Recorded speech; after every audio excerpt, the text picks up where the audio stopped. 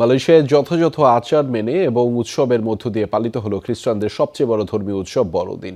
সব ধর্মের মানুষের মধ্যে সাম্প্রদায়িক সম্প্রীতি, পারস্পরিক ভালোবাসা অটুট রাখার বার্তা দেশটির নেতাদের। বড়দিনের ঘিরে পুরো মালয়েশিয়া উৎসব মুখর ও বর্ণিল আয়োজনে সেজেছে। আলোকসজ্জায় সজ্জিত হয়েছে বিভিন্ন প্রতিষ্ঠান ও আবাসিক ভবন।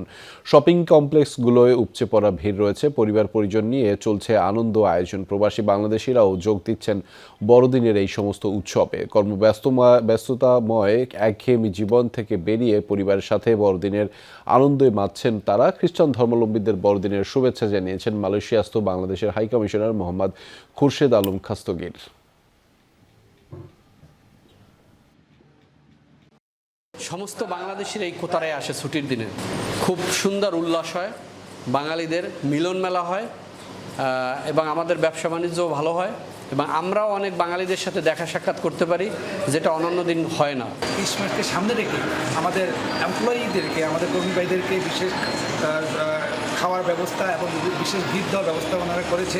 এতে করে আমাদের কর্মী ভাইরা অনেক আনন্দিত। ক্রিসমাসে যে ছুটিটা পাই এটা খুব আনন্দ লাগে, ঘোরাফেরা করতে পারি, বিভিন্ন শপিং কমপ্লেক্সে যাইয়া ডিসকাউন্ট পাই, কাপড় চোপড়